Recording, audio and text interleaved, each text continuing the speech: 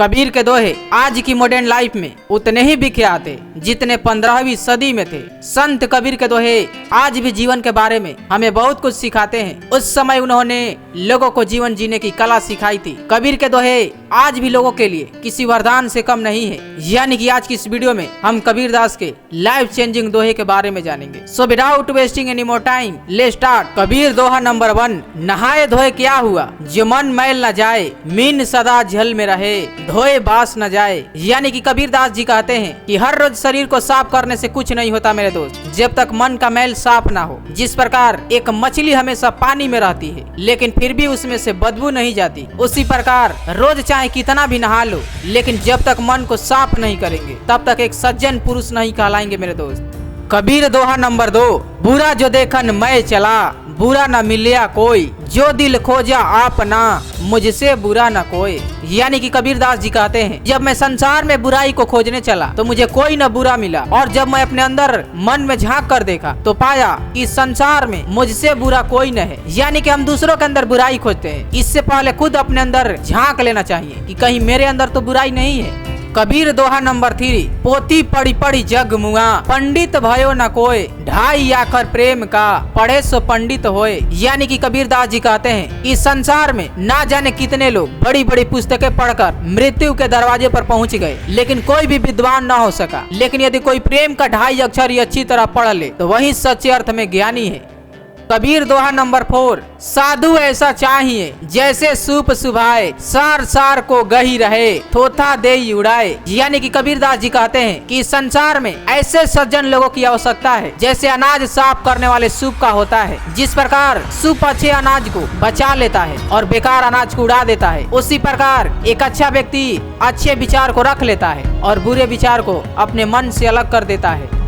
कबीर दोहा number 5। जात न पूछो साधु की, पूछ लीजिए ज्ञान, मोल करो तलवार का, पड़ा रहन दो म्यान। यानी कि कबीर दास जी कहते हैं कि एक सज्जन व्यक्ति का जाति नहीं पूछना चाहिए, इसके बजाय उसके पास मौजूद ज्ञान को समझना चाहिए। जिस प्रकार तलवार का मूल्य होता है न कि उसकी म्यान का, उसी प्रकार व्यक्ति का ज्ञान का मूल्य होता है न कि उसकी जाति का।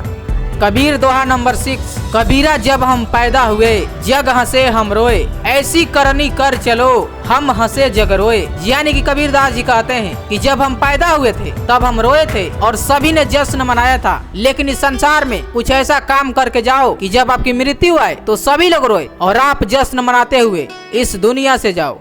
कबीर दोहा नंबर 7। ऐसी वाणी बोलिए मन का आपा खोए, औरन को शीतल करे, आपो शीतल होए। यानी कि कबीर दास जी कहते हैं कि ऐसे मीठे वाणी बोलिए जो मन को अच्छे लगे, ऐसे शब्द बोलिए जिससे दूसरे लोग सुखी हो और आप भी सुखी हो। अर्थात मन के अहंकार को मिटाकर हमेशा दूसरों से अच्छा ही बोलना चाहिए, इसी में सभी का सुख छिपा हुआ है।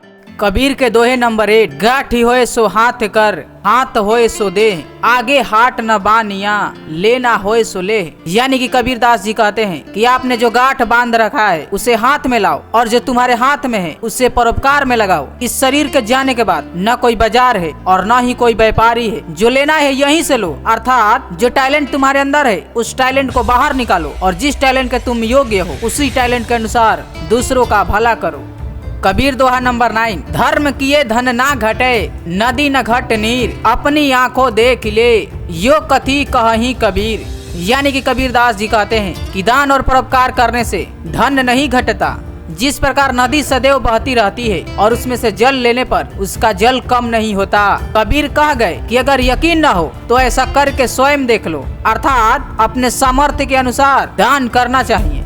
कबीर दोहा नंबर 10। जैसा भोजन खाइए तैसा ही मन होए, जैसा पानी पीजिए तैसी बानी सोए। यानी कि कबीर दास जी कहते हैं कि जिस प्रकार आप भोजन करते हैं वैसा ही आपका मन हो जाता है, और जिस प्रकार का आप पानी पीते हैं वैसा ही आपका वचन हो जाता है। अर्थात आपको हमेशा ही अच्छा, शुद्ध और ईमानदारी से कमाए हुए पैसों से भोजन खाना चाहिए। कबीर दोहा नंबर 11। बंदे तू कर बंदगी तो पावे दीदार, अवसर मानुष जन्म का, बहुरी न बारंबार। यानी कि कबीर दास जी कहते हैं कि हे मनुष्य, तू अपनी सद्गुरु की सेवा कर, अच्छे अच्छे कर्म कर, तब तुझे सच्चे ज्ञान की प्राप्ति होगी। यह जो मनुष्य का जन्म तुम्हें मिला है वह एक अवसर है, इसे ऐसे ही मत जाने दो क्योंकि यह बार बार नहीं मिलता।